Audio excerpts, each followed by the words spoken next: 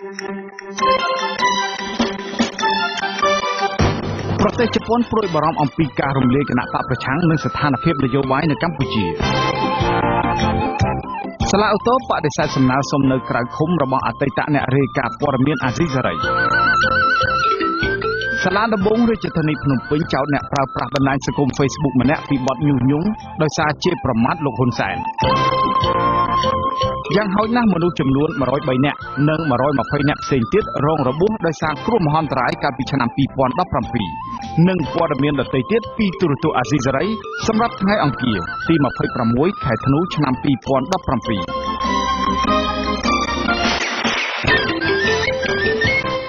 ពីរដ្ឋធានី Washington ខ្ញុំបាទតាំងសារ៉ាដាសូមជម្រាបសួរលោកអ្នកនាងកញ្ញាទាំងអស់ជាទីមេត្រីយើងខ្ញុំសូមស្វាគមន៍លោកអ្នកនាងក្នុងកម្មវិធីផ្សាយរបស់ទូរទស្សន៍អាស៊ីសេរីជាបន្តទៅទៀតនេះខ្ញុំបាទសូមជូនព័ត៌មានពិស្ដាប្រទេសជប៉ុនសម្ដែងការព្រួយបារម្ភអំពីការរំលាយគណៈបកសង្គ្រោះជាតិនិងស្ថានភាពនយោបាយបច្ចុប្បន្ននៅកម្ពុជាតាមរយៈបទសម្ភាសន៍ជាមួយនឹងវិទ្យុសម្លេងសហរដ្ឋអាមេរិកកាលពីពេលថ្មីៗនេះឯកអគ្គរដ្ឋទូតជប៉ុនប្រចាំនៅកម្ពុជាលោក Hidehisa Hironouchi បញ្ជាក់ថាប្រទេសជប៉ុនព្រួយបារម្ភដោយសារតែគណៈបកសង្គ្រោះជាតិដែលត្រូវបានរំលាយនោះជាគណៈបកប្រឆាំងមួយទទួលបានការគ្រប់គ្រងយ៉ាងច្រើនពីពលរដ្ឋម្ចាស់ឆ្នោតកាលពីពេលបោះឆ្នោតនៅពេលកន្លងទៅលោកឯកអគ្គរដ្ឋទូតជប៉ុនរូបនេះបន្តថារដ្ឋាភិបាលជប៉ុនបានសម្ដែងការព្រួយបារម្ភដោយផ្ទាល់តាមរយៈជំនួបរវាងមន្ត្រីជាន់ខ្ពស់នៃក្រសួងការបរទេសជប៉ុនជាមួយនឹងរដ្ឋមន្ត្រីការបរទេសកម្ពុជាកាលពីខែតុលាកន្លងទៅនេះរដ្ឋាភិបាលជប៉ុនជំរុញឲ្យអ្នកនយោបាយខ្មែរប្រឹងប្រែងរកដំណោះស្រាយរវាងខ្មែរនិងជំរុញឲ្យរដ្ឋាភិបាលកម្ពុជាធ្វើយ៉ាងណាបង្កបរិយាកាសឲ្យការបោះឆ្នោតជាតិនៅពេលខាងមុខមានភាពសមស្របមួយដើម្បីអាចឲ្យពលរដ្ឋខ្មែរម្ចាស់ឆ្នោតបោះឆ្នោតតាមឆន្ទៈពិតប្រាកដរបស់ពួកគាត់បាន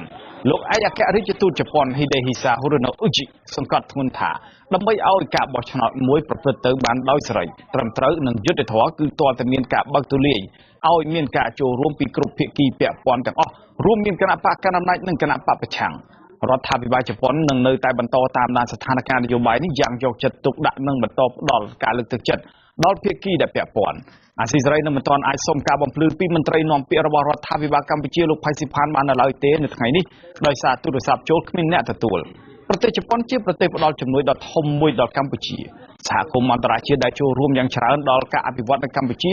សុទ្ធតែបានសម្ដែងការព្រួយបារម្ភអំពីស្ថានភាពធ្វើទុកបុកម្នេញនៅលើគណៈបកប្រឆាំងអង្គការសង្គមស៊ីវិលនិងប្រព័ន្ធផ្សព្វផ្សាយឯករាជ្យនៅកម្ពុជាដែលជាផ្នែកមួយដ៏សំខាន់និងមិនអាចខ្វះបានក្នុងដំណើរការប្រជាធិបតេយ្យ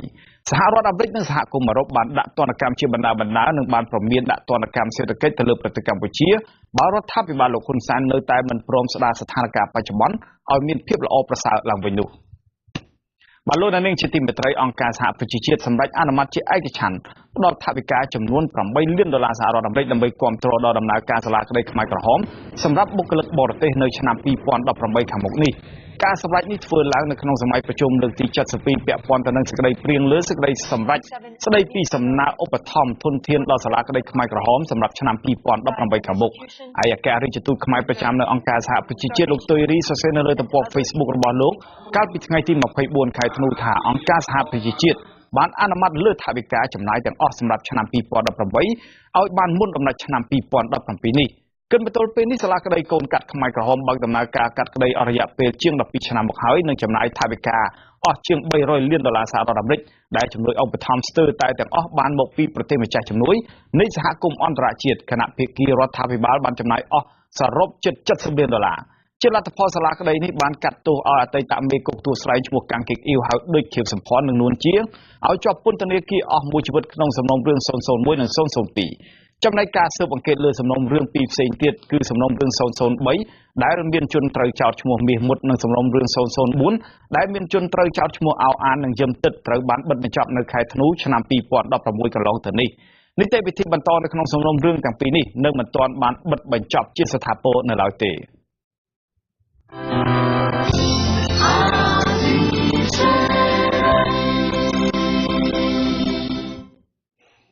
បាទលោកនាងជាទីមេត្រីមន្ត្រីគណៈបក្សសង្គ្រោះជាតិខេត្តបៃលិនទទូចឲ្យតុលាការទម្លាក់ការចោទប្រកាន់ឲ្យដោះលែងសមាជិកក្រុមប្រឹក្សាឃុំស្ទឹងកាច់ លោកឈុនសធីឲ្យមានសេរីភាពឡើងវិញដើម្បីឲ្យលោកបានជួបជុំប្រពន្ធកូនហើយជួយរកប្រាក់ចំណូលដោះស្រាយជីវភាពចិញ្ចឹមគ្រួសារអនុប្រធានគណៈបកសង្គ្រោះជាតិខេត្តបៃលិនលោកខឹមពុនថាសំណុំរឿងក្រុមប្រឹក្សាឃុំគណៈបកប្រឆាំងលោកឈុនសធីដែលកំពុងជាប់ឃុំនៅក្នុងពន្ធនាគារនោះគឺហាក់ត្រូវបានតុលាការបង្កក់ទុកចោលលោកថាការអូសបន្លាយសំណុំរឿងនេះទំនងដោយសារជនត្រូវចោទមិនព្រមចុះចូលជាមួយគណៈបកប្រជាជនកម្ពុជានៅខេត្តបៃលិនលោកឈុនសធីត្រូវបានចាប់ខ្លួនបន្ទាប់ពីលោកត្រូវបានបង្ហោះសារជាវីដេអូថាលោកមិនលក់ឧត្តមគតិឲ្យគណៈបកកណ្ដាលអំណាចនោះឡើយលោកត្រូវបានចៅក្រមស៊ើបសួរនៃតុលាការខេត្តបៃលិនឃុំខ្លួនកាលពីថ្ងៃទី26ខែតុលាក្រោមបទចោទប្រកាន់ពីបទញុះញង់ឲ្យប្រព្រឹត្តបទឧក្រិដ្ឋជាអាតនិងប្រមាថអ្នករាជការសាធារណៈអ្វីដែលខ្ញុំធ្វើរាល់ថ្ងៃសូមផ្ដាំទៅលោកហ៊ុនសែនឲ្យយល់ឲ្យច្បាស់ថាខ្ញុំមិនមែនចង់បានលុយទេគឺខ្ញុំធ្វើរាល់ថ្ងៃនេះគឺចង់បានការផ្លាស់ប្ដូរចង់ជួយសង្គមរបស់ខ្ញុំចង់ជួយជាតិរបស់ខ្ញុំធ្វើដោយឆន្ទៈរបស់ខ្ញុំហើយនេះគ្មានអ្វីមកទិញឆន្ទៈរបស់ខ្ញុំបានទេឆន្ទៈគឺជាជីវិតរបស់ខ្ញុំអាស៊ីសេរីពុំអាចរកប្រភពតាក់ទងអ្នកនាំពាក្យនៃសាលាដំបងខេត្តបៃលិននិងប្រធានពន្ធនាគារខេត្តនេះដើម្បីសុំការអធិប្បាយបន្ថែមជុំវិញបញ្ហានេះបានទេនៅថ្ងៃទី26ខែធ្នូនេះមន្ត្រីសម្របសម្រួលសមាគមការពារសិទ្ធិមនុស្សអាត6ខេត្តបៃលិនលោកចិនមេលីថាតុលាការមានសិទ្ធិក្នុងការពន្យាពេលសាកសួរជនត្រូវចោទបានទៅតាមការជាក់ស្ដែងក៏ប៉ុន្តែតុលាការបង្កក់សំណុំរឿងរបស់បុគ្គលណាម្នាក់ទុកចោលដោយមិនចាត់ការតាមនីតិវិធីច្បាប់នោះគឺជាទង្វើខុសច្បាប់បាទលោកនាងជាទីមេត្រីមេធាវីការពារក្តីឲ្យអតីតអ្នកយកព័ត៌មានរបស់វិទ្យុអាស៊ីសេរី2រូបក្រុងប្តឹងសាទុកប្រឆាំងទៅនឹងសាធិការសម្ដេចបដិសេធមិនឲ្យកូនក្តីរបស់លោកនៅក្រៅឃុំជាបណ្ដោះអាសន្ននៅដើមសប្តាហ៍ក្រោយនេះលោកកែវវ៉ានីមេធាវីរបស់លោកអ៊ុនឈិននិងលោកយៀងសធិរិនឲ្យអាស៊ីសេរីដឹងថាក្រុមប្រឹក្សាជំនុំជម្រះសាលាឧទ្ធរនៅព្រឹកថ្ងៃអង្គារទី26ខែធ្នូនេះបានសម្រេចបដិសេធពាក្យសុំនៅក្រៅឃុំរបស់លោកដោយតម្កល់ដីកាសម្រាប់ឃុំខ្លួនរបស់សាលាដំបងរាជធានីភ្នំពេញទុកជាបានការដដែលដោយលើកហេតុផលថារឿងក្តីនេះកំពុងស្ថិតក្នុងការស៊ើបអង្កេតអ្នករាយការណ៍អតីតអ្នករាយការណ៍របស់អាស៊ីសេរី2រូបនេះត្រូវបានសាលាដំបងរាជធានីភ្នំពេញចោទប្រកាន់ពីបទលួចផលិតព័ត៌មានបញ្ជូនមករដ្ឋធានី Washington តាមមាត្រា445នៃក្រមព្រហ្មទណ្ឌអ្នកទាំងពីរអាចប្រឈមទៅនឹងការជាប់ពន្ធនាគារពី7ដល់15ឆ្នាំលោកកែវវ៉ានីបានឲ្យដឹងថាកូនក្តីទាំងពីររបស់លោកបានលើកហេតុផលថាពួកគាត់មិនបានប្រព្រឹត្តល្មើសបញ្ជូនព័ត៌មានសម្ងាត់របស់ជាតិទៅឲ្យបរទេសណាមួយនោះឡើយព្រោះកាលពីធ្វើការនៅវិទ្យុអាស៊ីសេរីពួកគាត់រាយការណ៍តែព័ត៌មានពាក់ព័ន្ធទៅនឹងបញ្ហាដីធ្លីនិងសង្គមដែលច្បាប់មិនបានហាមឃាត់នោះទេមេធាវីរូបនេះបញ្ជាក់ថាអតីតអ្នកយកព័ត៌មានរបស់អាស៊ីសេរីទាំងពីរនាក់នេះបានសន្យាថានឹងមិនគេចវេះទៅណាឡើយហើយនឹងចូលឆ្លើយបំភ្លឺតាមការកោះហៅរបស់តុលាការគ្រប់ពេលវេលាជាងនេះទៅទៀតលោកបន្តថាពួកគាត់ក៏បានប្រគល់លិខិតឆ្លងដែនឲ្យតុលាការអស់ហើយដែរកាលពីថ្ងៃទី25ម្សិលមិញលោកអ៊ុនឈិននិងលោកយៀងសធិរិនក៏បានចូលបំភ្លឺតាមការកោះហៅរបស់សាលាដំបងរាជធានីភ្នំពេញផងដែរអ្នកច្បាប់ជាតិនិងអន្តរជាតិអះអាងថាការចោទប្រកាន់ទៅលើអតីតអ្នករាយការណ៍ព័ត៌មានអាស៊ីសេរីជាការចោទប្រកាន់ដែលគ្មានមូលដ្ឋាននិងជាអយុត្តិធម៌ហើយទាមទារឲ្យដោះលែងអ្នកទាំងពីរជាបន្ទាន់ដោយគ្មានលក្ខខណ្ឌគិតត្រឹមថ្ងៃអង្គារទី26ខែធ្នូនេះអ្នកទាំងពីរជាប់ឃុំអស់រយៈពេល43ថ្ងៃហើយ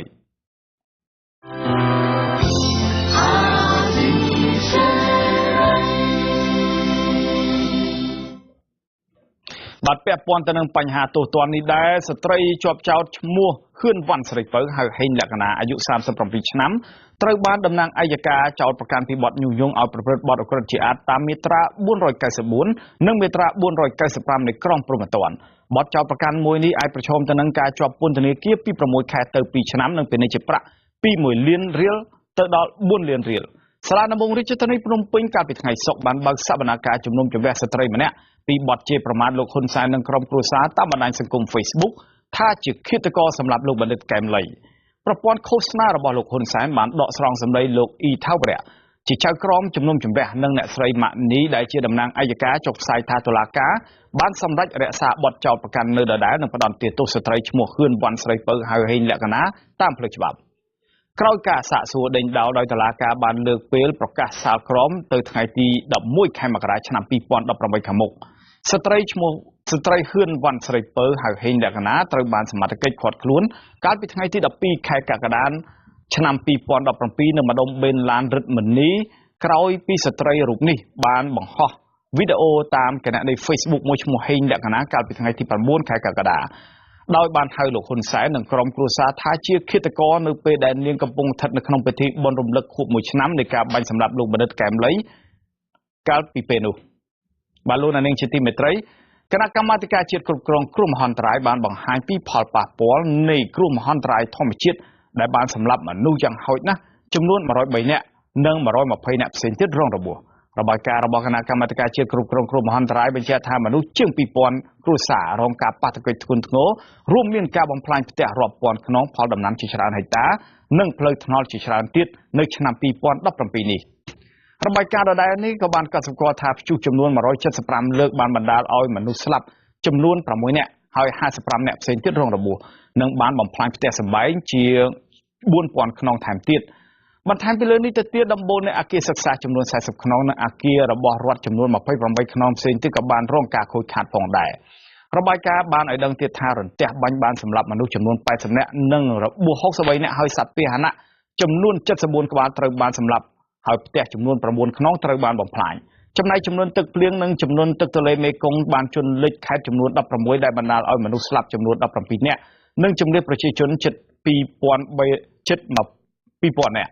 បាត់យ៉ាងហោចណាស់ផ្ទះចំនួនជិត15000ខ្នងរងការបំផ្លាញដោយសារទឹកជំនន់ហើយដំណាំស្រូវចំនួនជាង3000ហិកតានិងដំណាំផ្សេងទៀតចំនួនជាង3300ហិកតាក៏រងការបំផ្លាញផងដែរកាសែតខ្មែរថៃបានដកស្រង់សម្ដីអ្នកនាំពាក្យរបស់គណៈកម្មាធិការជាតិគ្រប់គ្រងគ្រោះមហន្តរាយលោកកែវវីចុះផ្សាយកាលពីថ្ងៃច័ន្ទថាការស្លាប់ដោយសារទឹកជំនន់និងរន្ទះបាញ់នៅឆ្នាំ2017នេះបានថយចុះបើធៀបទៅនឹងឆ្នាំ2016របាយការណ៍បូកសរុបឆ្នាំ2017របស់គណៈកម្មាធិការជាតិគ្រប់គ្រងគ្រោះមហន្តរាយបានឲ្យដឹងថាយ៉ាងហោចណាស់មនុស្សចំនួន129នាក់បានស្លាប់ដោយសារគ្រោះមហន្តរាយធម្មជាតិកាលពីឆ្នាំ2016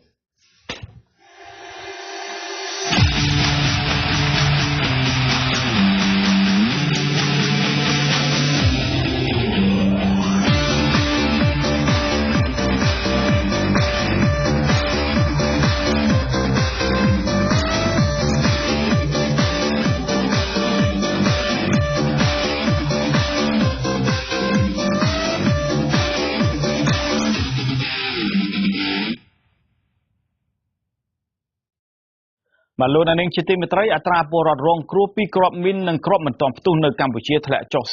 34%ក្នុងរយៈពេល11ខែក្នុងឆ្នាំ2017នេះបើធៀបទៅនឹងរយៈពេលដូចគ្នាកាលពីឆ្នាំ2016កន្លងទៅរបាយការណ៍ចុងក្រោយរបស់មជ្ឈមណ្ឌលសកម្មភាពកម្ចាត់មីនកម្ពុជាដែលហៅកាត់ថា SIGMA ឲ្យដឹងថាសម្រាប់11ខែដំបូងក្នុងឆ្នាំ2017នេះមានអត្រាស្លាប់និងរបួសដោយសារគ្រាប់មីននិងគ្រាប់មិនទាន់ផ្ទុះចំនួន51ករណីគឺធ្លាក់ចុះ34%បើធៀបទៅនឹងរយៈពេលដូចគ្នាកាលពីឆ្នាំ2016កន្លងទៅដែលមានចំនួនរហូតដល់77ករណីរបាយការណ៍ដដែលរបស់ SIGMA បានឲ្យដឹងថាគិតចាប់ពីខែមករាដល់ខែវិច្ឆិកាឆ្នាំ2017នេះមានពលរដ្ឋចំនួន9នាក់បានស្លាប់និង42នាក់ផ្សេងទៀតបានរងរបួសហើយឬក៏ត្រូវបាត់បង់អវយវៈរបាយការណ៍គូបញ្ជាក់ទៀតថាក្នុងតួលេខនេះមាន 65% ជាបុរស 25% ជាកុមារានិង 10% ជាស្ត្រីនិងកុមារីគិតចាប់ពីឆ្នាំ1979មកទល់នឹងខែវិច្ឆិកាឆ្នាំ2017នេះគ្រាប់មីននិងគ្រាប់មិនទាន់ផ្ទុះបានផ្ដាច់ផ្ដិលជីវិតមនុស្សនៅកម្ពុជាសរុបជិត 20000 នាក់ហើយពលរដ្ឋជិត 45000 នាក់ផ្សេងទៀតបានរងរបួសឬធ្លាក់ខ្លួនពិការអនុប្រធានទី1របស់អង្គការ SIGMA លោកសេរីកសលធ្លាប់អះអាងថាកម្ពុជាត្រូវការថវិកាសរុបជាង$400 លានដើម្បីដោះគ្រាប់មីននិងគ្រាប់មិនទាន់ផ្ទុះឲ្យអស់ចេញពីកម្ពុជាត្រឹមឆ្នាំ2025ខាងមុខនេះលោកនាងជាទីមេត្រីគិតពីឆ្នាំ1993រហូតមកទល់ឆ្នាំ2015សភាបានធ្វើវិសោធនកម្មរដ្ឋធម្មនុញ្ញចំនួន8លើកមកហើយក្រៅពីនេះក៏បានបង្កើតច្បាប់ថ្មីនិងវិសោធនកម្មច្បាប់មួយចំនួនទៀតដោយខាងរដ្ឋាភិបាលអះអាងថាការបង្កើតច្បាប់ថ្មីនិងវិសោធនកម្មរដ្ឋធម្មនុញ្ញគឺដើម្បីពង្រឹងនីតិរដ្ឋកាលពីចុងសប្តាហ៍កន្លងទៅលោកនាយករដ្ឋមន្ត្រីហ៊ុនសែនបង្ហើបថារដ្ឋាភិបាលរបស់លោកគ្រោងនឹងស្នើសុំធ្វើវិសោធនកម្មរដ្ឋធម្មនុញ្ញនៅពេលឆាប់ខាងមុខនេះគឺដើម្បីឲ្យលោកតែងតាំងរដ្ឋលេខាធិការបានដោយផ្ទាល់ដោយមិនចាំបាច់ឆ្លងកាត់ការអនុម័តពីរដ្ឋសភាជាមុននោះទេបាទសូមអញ្ជើញទស្សនាសេចក្តីរាយការណ៍របស់លោកទីនសាករិយានិងលោកបណ្ឌិតឡើងបង្ហាញជុំវិញសំណើការធ្វើវិសោធនកម្មថ្មីនេះបាទជាដំបូងខ្ញុំសូមជម្រាបសួរលោកបណ្ឌិតឡើងបង្ហាញថាតើ ការដែលធ្វើវិសោធនកម្មច្បាប់និងបង្កើតច្បាប់ជាច្រើនទៀតនៅក្នុងការដឹកនាំរបស់លោកហ៊ុនសែនកន្លងមកនេះលោកវាតម្លៃយ៉ាងដូចម្ដេចដែរបាទខ្ញុំឆ្ងល់ហេតុអីបានជាមិនអនុវត្តរដ្ឋធម្មនុញ្ញច្បាប់ដែលមានជាធរមានសពថ្ងៃទៅហើយជាទាមទារឲ្យមានការវិសោធនកម្មរដ្ឋធម្មនុញ្ញដែលថែមទៅទៀតបាទចាមកទល់ឥឡូវគឺមួយគឺយើងគេឃើញថាមិនមានការអនុវត្តខ្ជាប់ខ្ជួនបាទហើយឲ្យមកចាត់នៅដែលធម្មនុញ្ញឆ្នាំ2003នេះហើយជាមានផងដែរជាតែបាទចាតែទាំងរដ្ឋធម្មនុញ្ញតែនឹងច្បាប់បាទផងដែរចាដូចឆ្នាំនេះខ្ញុំតែ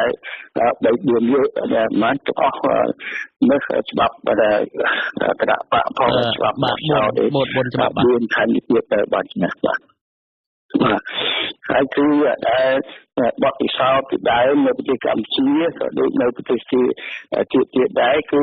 ការកែប្រែរដ្ឋធម្មនុញ្ញគឺប្រយ័ត្នប្រយែងបាទចាហើយគឺតែបន្តិចតួចគឺអាចមានផលវិបាកឬក៏ដែលកែប្រែរបបនឹងតែម្ដងទៅចាពីរបបប្រជាធិបតេយ្យសេរីផ្ដាច់ការទៅបាទមានទៅហើយនៅពីដើមនៅប្រទេសកម្ពុជាយើងចាំឆ្នាំ60គឺដែលធ្វើវិសោធនកម្មរដ្ឋធម្មនុញ្ញយើងគឺពេលនោះដែលរកណាឡើងធ្វើសាច់នាំរាជមិនបានក៏បង្កើតជាការមុខនឹងទួនមុខតំណែងជាព្រះប្រមុខរដ្ឋជំនួសនៃព្រះមហាក្សត្របាទព្រោះយ៉ាងអញ្ចឹងទៅគឺព្រះប្រមុខរដ្ឋគឺមានអំណាចដែលខ្លាំងជាងស្រេចដោយអំណាចជាងមានការប្រើប្រាស់អំណាចជាចិត្តខ្លាំងទៅទៅជាចង់ទៅជារបបផ្ដាច់ការទៅក៏ជំនាន់នោះណាបាទអញ្ចឹងដូចតែនៅប្រទេសទៀតដែរគឺ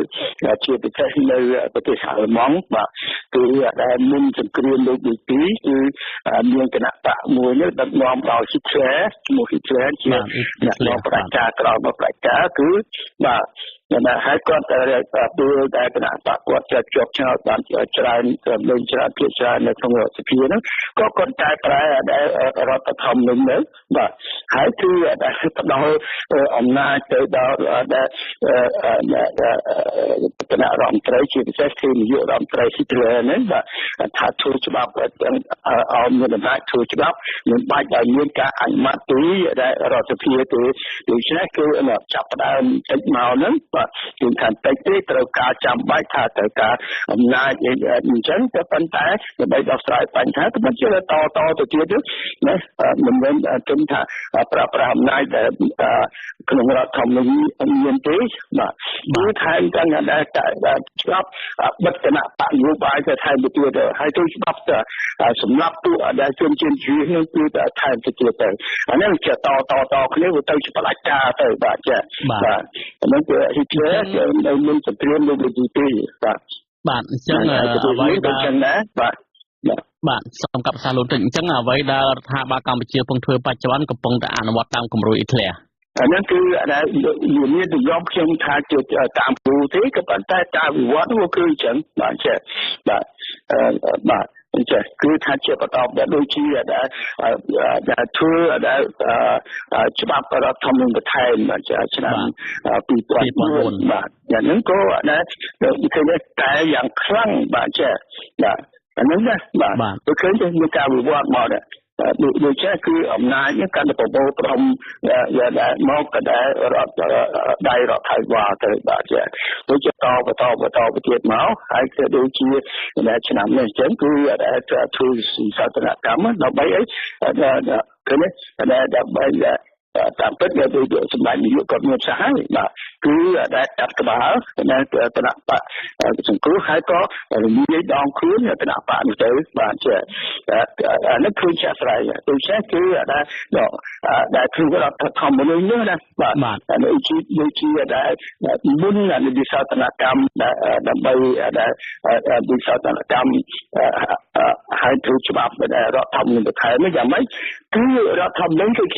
ធ្វើដើម្បីឲ្យមានគេហៅយកអំណាចទុកអំណាចបាទចេះបាទហើយបខំយើងនោះគឺឲ្យមានការចរចាគ្នាហើយសម្របសម្រួលជាមួយគ្នាបាទដល់យើងកែប្រែទៅវាលែងសម្របទៅគឺខាងប្រតិកម្មអំណាចមានសម្លេងច្រើនក៏ជាចាក់អនុម័តដែលច្បាប់ទៅហើយយើងយករដ្ឋមន្ត្រីនេះក៏គាត់ចេះតែធ្វើសេចក្តីសម្រេចឲ្យផ្សេងៗទៅអត់មានការត្រួតពិនិត្យពីដែលរដ្ឋសភានឹងឯងបាទចេះអញ្ចឹងបាទខ្ញុំខ្លាចណាស់គឺថាយើងឃើញតិចទេថាពង្រឹងវិសោធនកម្មរដ្ឋធម្មនុញ្ញជាតិដើម្បីឲ្យនាយករដ្ឋមន្ត្រីមានអំណាចដែលចាត់តាំងរដ្ឋលេខាធិការមិនបាច់ឲ្យរដ្ឋសភានឹងអនុម័តទេបាទអានេះវាអាចជាជំនាញមួយទៀតបាទអានេះគឺដល់អញ្ចឹងទៅគឺនាយករដ្ឋមន្ត្រីមានអំណាចកាន់តែខ្លាំងទៅទៅវាទៅជាអាចទៅជាផ្ដាច់ការទៅបាទចា៎បាទអញ្ចឹងដោយលោកមានប្រសាសន៍បាទអញ្ចឹងគឺថារដ្ឋាភិបាលកម្ពុជាកំពុងតែធ្វើដំណើរប្រជាធិបតេយ្យនៅពេលបច្ចុប្បន្នឆ្ពោះទៅផ្ដាច់ការដោយលោកបានលើកពីប្រវត្តិអ៊ីធ្លានៅអាល្លឺម៉ង់ហើយលើកពីការធ្វើវិសោធនកម្មរដ្ឋធម្មនុញ្ញនិងច្បាប់មួយចំនួនទៀតនៅកម្ពុជាពិសេសយើងមើលពីធម្មនុញ្ញបន្ថែមនៅឆ្នាំ2004នៅកាលនោះគឺជាពេលវេលាមួយដែលមានចំនួននយោបាយខ្លាំងក្លារវាងគណៈបកប្រជាជនកម្ពុជានិងគណៈបកហ្វ៊ុតស៊ុនពេជ្របន្ទាប់ពីគណៈបកទាំងពីរនេះត្រូវគ្នាវិញគឺអ្នកវិភាគនយោបាយជាច្រើនលើកឡើងថាដោយសារតែលោកហ៊ុនសែនមិនទុកចិត្តលើសមាជិកសភារបស់ខ្លួនបោះឆ្នោតឲ្យលោកជាខ្លាចជានាយករដ្ឋមន្ត្រីនិងរៀបចំកញ្ចប់គណៈរដ្ឋមន្ត្រីលោកក៏ស្នើឲ្យមានវិសោធនកម្មរដ្ឋធម្មនុញ្ញធ្វើឬក៏ធ្វើធម្មនុញ្ញបន្ថែមនៅពេលនោះគឺដាក់ជាកញ្ចប់ទាំងប្រធានសភាហើយនិងនាយករដ្ឋមន្ត្រីដែលការធ្វើធម្មនុញ្ញបន្ថែមនេះគឺគេឃើញថាលោកបានប្រើប្រាស់លោកញឹកប៊ុនឆៃជាមន្ត្រីជាន់ខ្ពស់ហ្វុនពេជ្រកាលនោះដើម្បីជាប្រមុខរដ្ឋស្ដីទីចុះលេខាទទួលស្គាល់ហើយមួយវិញទៀតក្រោយមកគឺពិសេសគឺជាមានការបង្កើតច្បាប់ជាបន្តបន្ទាប់ទៀតឃើញថារដ្ឋាភិបាលធ្វើដើម្បីតែដោយលោកនៅនេះឡើងបង្ហាញមានប្រសាសន៍មកអញ្ចឹងគឺដើម្បីតែអំណាចរបស់ខ្លួនបើសិនជានៅក្នុងករណីរដ្ឋាភិបាលកំពុងតែធ្វើដំណើរវិវត្តពីប្រជាធិបតេយ្យមិនច្បាស់លាស់របស់កម្ពុជាកន្លងមកហើយទៅជាផ្ដាច់ការនេះវិញតើអ្វីជាផលលំបាករបស់រដ្ឋាភិបាលខ្លួនឯងហើយនិងផលលំបាករបស់ប្រជាពលរដ្ឋបាទអានឹងគឺការលើកបំបត្តិនៅរដ្ឋបတ်នៅសិទ្ធិសេរីភាពរបស់ប្រជាពលរដ្ឋបាទការលើកបំបត្តិឬកាត់បន្ថយនៅការសកម្មភាពដែលគណៈបកនយោបាយឬក៏ដូចជាឃើញហើយរំលាយគណៈបកនយោបាយធំមួយបាត់ទៅបាទចាអានេះវាមានផលវិបាកអញ្ចឹងឯងបាទខ្ញុំចង់ងាកទៅលោករដ្ឋមាសនេះវិញម្ដងតើលោករដ្ឋមាសនេះយល់ស្របទៅនឹងមតិរបស់លោកនៅឡើងបង្ហាញទេដែលថារដ្ឋាភិបាលកម្ពុជាកំពុងតែធ្វើច្បាប់មួយចំនួនកន្លងមកនេះគឺអនុវត្តទៅជារបបផ្ដាច់ការហើយទោះបីជាមិនយកអេធ្លាក់ជាគំរូក៏ដោយក៏ប៉ុន្តែដំណើរវិវត្តហ្នឹងមកទៅជាដូច្នោះដែរហើយតើលោករដ្ឋមាសនេះយល់ឃើញចឹងទេបាទខ្ញុំមិនទាន់ហ៊ានថាដល់ទៅក្បែរក្លែនក៏មិនថាទេតាមខ្ញុំចាំដូចជានៅក្នុងឆ្នាំជាងមុនមានមន្ត្រីជាន់ខ្ពស់ខ្មែរម្នាក់ក៏បាននិយាយថាគាត់កំពុងតែប្រើវិទ្យាសាស្ត្រដល់វិធីសាស្ត្រយុទ្ធសាស្ត្រអ៊ីស្រាអែលយកមកប្រើក្នុងការដឹកនាំឬក៏សម្រាប់ដំណោះស្រាយនៅកម្ពុជាហ្នឹងបាទខ្ញុំមិនចាំណាប៉ុន្តែខ្ញុំខ្ញុំមិនបច្ចេកឈ្មោះប៉ុន្តែមិនthấyជាន់ខ្ពស់រដ្ឋាភិបាលក៏បាននិយាយចឹងណាអាហ្នឹងគាត់និយាយអញ្ចឹងមែនអញ្ចឹងក៏ដែរគាត់ថាគាត់កំពុងតែយកយុទ្ធសាស្ត្ររបស់អ៊ីស្រាអែលយកមកប្រើនៅក្នុងស្រុកយើងណាបាទសម្រាប់ការធ្វើវិសោធនកម្មនៅក្នុងប្រទេសមួយសម្រាប់រដ្ឋធម្មនុញ្ញប្រទេសណាក៏ពលានគេធ្វើដែរបើតាមចាំដូចជានៅអូស្ត្រាលីក៏តែការធ្វើពិសោធនកម្មដើម្បីចេញពីក្រោមនៅក្រោមការគ្រប់គ្រងរបស់ស្ដេចអង់គ្លេសខ្ញុំគិតថារហូតដល់30ឆ្នាំជាងហើយប្រទេសអូស្ត្រាលីគឺនៅតែអត់ទាន់បានធ្វើទៅកើតហើយមួយទៀតការសុំបំបីខ្លួន នៅក្នុងប្រទេសកាណាដាដែលវាអ្នកនិយាយភាសាបារាំងហើយនិងអង់គ្លេសនេះវាឃើញថាច្រើនឆ្នាំហើយក៏នៅតែគេធ្វើអត់ចេញអញ្ចឹងបាននេះថាពិសោធន៍កម្មជាមានប៉ុន្តែគឺធ្វើដោយកម្របំផុតបាទរឿងមួយដែលខ្ញុំព្រួយបារម្ភបំផុតនោះគឺនៅក្នុងស្រុកយើងការធ្វើពិសោធន៍ច្បាប់នេះវាលឿនពេកហើយវាដូចរហ័សផងយើងឃើញថានៅក្នុងឆ្នាំនេះឃើញថាការធ្វើពិសោធន៍កម្មច្បាប់ឬក៏ការកែរដ្ឋធម្មនុញ្ញនេះគឺចេះតែមានបន្តបន្តហើយយើងអត់ដឹងថាតើថ្ងៃខាងមុខនឹងមានបំណានទៀតបាទនៅក្នុងនេះវាសម្រាប់ខ្ញុំនេះជាទស្សនៈរបស់ខ្ញុំគឺឃើញចំណុចខ្សោយ2 3ដែរនៅក្នុងការអនុម័តច្បាប់នឹងបាទយើងមិនទាន់និយាយពីរឿងការអនុវត្តច្បាប់ទេតែនិយាយពីការអនុម័តច្បាប់នឹងសិនដែលវានឹងអាចធ្វើឲ្យការអនុវត្តច្បាប់នេះវាคล้ายទៅជាឧបករណ៍មួយដែលគេយកទៅសម្រាប់ធ្វើការត្រួតត្រាតាមលទ្ធិណាមួយជាលទ្ធិបដិការអីផ្សេងៗអញ្ចឹងគឺគេអាចធ្វើបានបើមិនជាចង់ណានៅក្នុងយើងឃើញចេះយើងឃើញថានៅពេលដែលធ្វើមានការធ្វើពិសោធនកម្មឬការអនុម័តទៅលើច្បាប់អីផ្សេងៗយើងឃើញថានៅក្រោមអធិពលនៃ50+1បើយើងលើកផ្លូវច្បាប់វាត្រូវហើយក៏ប៉ុន្តែវានៅក្នុង51វានៅក្នុងរដ្ឋសភាដែលមានតែគណៈបកមួយខាងបាទអញ្ចឹងបើសិនជាមានសភាគណៈបកមួយខាងនេះគឺថានៅពេលដែលសភាគណៈបកមួយខាងនេះគឺមានអំណាចគ្រប់គ្រាន់គឺចង់បង្កើតច្បាប់ទី1ដើម្បីទៅសម្រាប់គណៈបកមួយទៀតគឺអាចធ្វើបានដែលយើងឃើញកន្លងមកហើយណាបាទប៉ុន្តែបើយើងមើលផ្លូវច្បាប់អត់មានខុសទេប៉ុន្តែបើឃើញយើងនៅក្នុងអំណាចនៃលទ្ធិប្រជាធិបតេយ្យយើងឃើញថាវាមានការចន្លោះប្រហោងដែលអាចធ្វើឲ្យអ្នកមានអំណាចនេះគឺអាចទៅធ្វើអីបានទៅគ្រប់គ្រងឬទៅធ្វើការទៅបំផ្លាញបានតាក់ទងរឿងមួយទៀតគឺយើងឃើញនៅពេលដែលមានការអនុម័តច្បាប់ម្ដងនេះគឺសភាយើងនោះក៏មិនសូវជាឃើញសកម្មប្រមាណដែរគឺច្បាប់ខ្លះដែលយើងត្រូវទៅជែកគ្នាដល់2-3ថ្ងៃបានចប់ទៅលើច្បាប់មួយយើងឃើញសភាខ្មែរយើងអត់ទៅពិបាកមកទេត្រឹមតែ1ម៉ោងអីគឺប្រកាសសម្រាប់ច្បាប់មួយបានយ៉ាងងាយបាទនៅក្នុងនេះឃើញថាអត់ទៅមានការទៅជែកធ្វើគ្នាឲ្យបានស៊ីជម្រៅអីទេគេថាគាត់ថាបានមកហើយនេះគាត់អានជួបហើយនាំលើកដៃអនុម័តតែម្ដងទៅនឹងឆ្លប់តាមខ្ញុំចាំដូចមានច្បាប់ខ្លះទៅតែបានដល់1ម៉ោងហ្នឹងគឺអនុម័តវាស្រេចហើយបាទអញ្ចឹងការខ្វះការទៅជែកវែកញែកគ្នានេះទៀតវានឹងធ្វើឲ្យការអនុម័តច្បាប់នោះកាន់តែមិនបានពិនិត្យមើលឲ្យបានត្រឹមត្រូវហើយវាជាចំណាំមួយមិនសូវល្អទេដែលថាស្រុកយើងវាយើងហៅថាទូរទីរបស់ស្ថាប័នធំចង្រៃដែលមានរដ្ឋាភិបាលជាហើយនឹងតុលាការហ្នឹងវាអភិបឯករាជ្យរបស់ស្ថាប័នទៅនេះគឺមានភាពសុភជិតហើយយើងឃើញថាពេលខ្លះគឺជាលោកច្បល់គ្នាមិនដឹងថាអ្នកណាបញ្ជាអ្នកណាអីយើងឃើញកន្លងហើយដែលខ្មែរចានិយាយថាដូចជាមិនមានឯករាជ្យជាតិក្នុងស្ថាប័នទាំង3ដែរអញ្ចឹងជុំវិញការពិសោធនកម្មច្បាប់នេះខ្ញុំមិនមានការជំទាស់ទេក៏ប៉ុន្តែអាណាព្យាការពិសោធនច្បាប់នេះពិសោធនកម្មច្បាប់នេះក៏ធ្វើអត្ថប្រយោជន៍ងាប់ទេវានឹងចោលទៅជាបញ្ហាតើមានអ្នកណាហើយតាមដាននឹងនិយាយតម្លៃថាអ្វីដែលអនុម័តក្រោយមកនេះវាជាប់ឬគល់វាត្រូវជាមួយនឹងឆ្លងបញ្ចាំងនៅក្នុងរដ្ឋធម្មនុញ្ញបណ្ណានេះយើងអត់មានទៀតបាទហើយត្រូវនឹងការបកស្រាយច្បាប់ខ្លះយើងអត់មានខាងស្ថាប័នណាដែលអាចបកស្រាយច្បាប់បានឲ្យយើងស្ដាប់បានយល់ទៅតែទៅវាអាស្រ័យពីមាត់មនុស្សពីមាត់អ្នកគាត់ពីតែច្បាប់នេះថាត្រូវធ្វើចេះគឺថា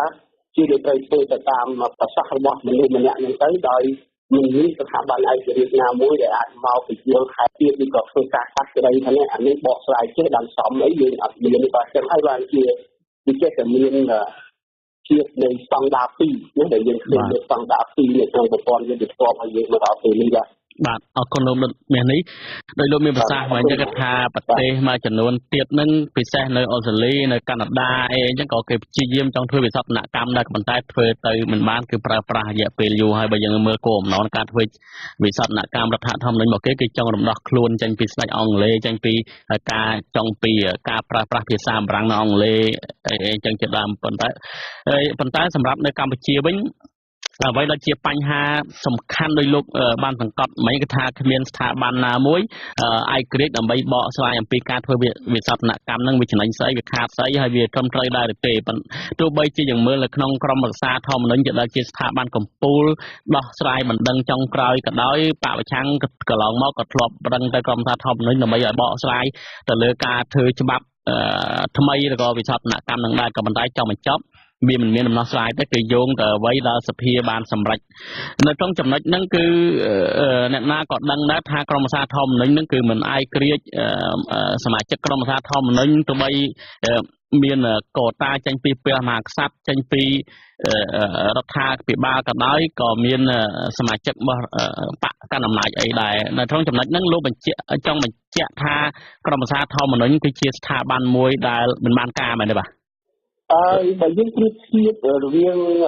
ទស្សនវិជ្ជានៃការអនុវត្តច្បាប់នៅក្នុងប្រទេសថៃហើយសំទោសខ្ញុំមិនជាចូលទៅបកស្រាយក្នុងរឿងច្បាប់ទេដោយសារខ្ញុំមិននៅជាអ្នកច្បាប់ទេណាបាទប៉ុន្តែនៅក្នុងប្រទេសថៃដែលជាប្រទេសជិតខាងយើងឃើញថាប្រទេសថៃបើនិយាយអំពីការធ្វើរដ្ឋប្រហារប្រទេសថៃមានច្រើនណាស់សម្រាប់ក្នុងរយៈពេល100ឆ្នាំចុងក្រោយនេះគឺមានស្ទើរតែ10ឆ្នាំម្ដងតោះឡើយនិយាយពីរដ្ឋប្រហារក៏ប៉ុន្តែប្រទេសគេអត់មានការបែកបាក់គ្នាអីជាធំដុំហើយក៏មិនមានប៉ះពាល់ទៅដល់សេដ្ឋកិច្ចពីប្រទេសគេនេះសេដ្ឋកិច្ចរបស់គេគឺលៀនទៅជាតារាផ្សេងមកដែរដោយសារអីដោយសារតែប្រទេសគេគឺមានស្ថាប័នរដ្ឋធម្មនុញ្ញរបស់គេរឹងមាំហើយមហាក្សត្រក៏បានបំពេញតួនាទីព្រះមហាក្សត្រថៃក៏បានបំពេញតួនាទីរបស់ព្រះអង្គនឹងត្រឹមត្រូវទៅតាមស្អីបានចែងក្នុងរដ្ឋធម្មនុញ្ញដែរប៉ុន្តែនៅស្រុកយើងនៅទទួលនីតិរបស់ស្ថាប័នទាំងនេះនៅតែមានការចោទជាសំណួរសួរឡើងថាតើស្ថាប័នទាំងអស់នេះបានបំពេញតួនាទីដោយបានស្អីដែលបានចែងនៅក្នុងរដ្ឋធម្មនុញ្ញដែរឬអត់បាទនេះជារឿងមួយដែលយើងមានការពិបាកនិយាយទៀតនៅស្រុកខ្មែរយើងនេះដោយសារតែយើងអត់មានអ្នកណាដែលជាអាជ្ញាកណ្ដាលសម្រាប់បកស្រាយច្បាប់អញ្ចឹងអ្នកណាហ៊ានទៅបកស្រាយច្បាប់តែខុសពីអ្វីដែលអ្នកដឹកនាំពីយល់ឃើញគឺគេអាចចោទយើងថាយើងនេះជាអ្នកដែលបំផុសបំផុលឬក៏យ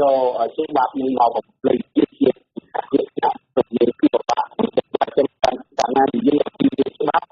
ហើយអត់មានអ្នកណាជាអាជ្ញាកណ្ដាលសម្រាប់បកស្រាយគឺអ្នកណាមានអំណាចគឺអ្នកនឹងឯងគឺយកច្បាប់នេះទៅបកស្រាយដើម្បីឲ្យត្រូវទៅតាមស្អីដែលគេចង់បានដើម្បីគេអាចប្រើអំណាចគេបានគឺយកច្បាប់នេះមកធ្វើជាឧបករណ៍សម្រាប់ដាក់ទស្សនទៅអ្នកដទៃទៀតបាទហើយរឿងដែលធំនៅទៅយើងនេះទៀតនេះគឺវាមិនបានឲ្យមនុស្សទាំងអស់ទាំងអ្នកធំអ្នកតូចរស់នៅក្រោមច្បាប់អត់ទេគឺមានអ្នករស់នៅក្រោមច្បាប់មានអ្នករស់នៅខាងលើច្បាប់ដែលខ្ញុំតែនិយាយថាមានអ្នកខ្លះគាត់អាចធ្វើអីច្បាប់បានអ្នកខ្លះធ្វើពួកម៉ាកច្បាប់ហើយអ្នកខ្លះរស់នៅក្រោមច្បាប់បាទបាទលោកនាងទើបបានទស្សនាបទសម្ភាសន៍របស់លោកទីនសាការីយ៉ានិងលោកបណ្ឌិតឡើងបង្ហៃនិងលោកបណ្ឌិតមាសនេះជុំវិញសំណើធ្វើវិសោធនកម្មដែលកាន់តែធ្វើឲ្យលោកនាយករដ្ឋមន្ត្រីហ៊ុនសែនមានអំណាចផ្ដាច់ការជាងមុនបាទលោកនាងកញ្ញាទើបតែបានទស្សនាទូរទស្សន៍អាស៊ីសេរីផ្សាយចេញពីរដ្ឋធានី Washington សហរដ្ឋអាមេរិកខ្ញុំបាទតាំងសារ៉ាដាព្រមទាំងក្រុមការងារទាំងអស់របស់អាស៊ីសេរីសូមជូនពរលោកនាងកញ្ញានិងក្រុមគ្រួសារទាំងអស់ឲ្យជួបប្រកបតែនឹងសេចក្តីសុខគ្រប់ប្រការខ្ញុំបាទសូមអរគុណនិងសូមជម្រាបលា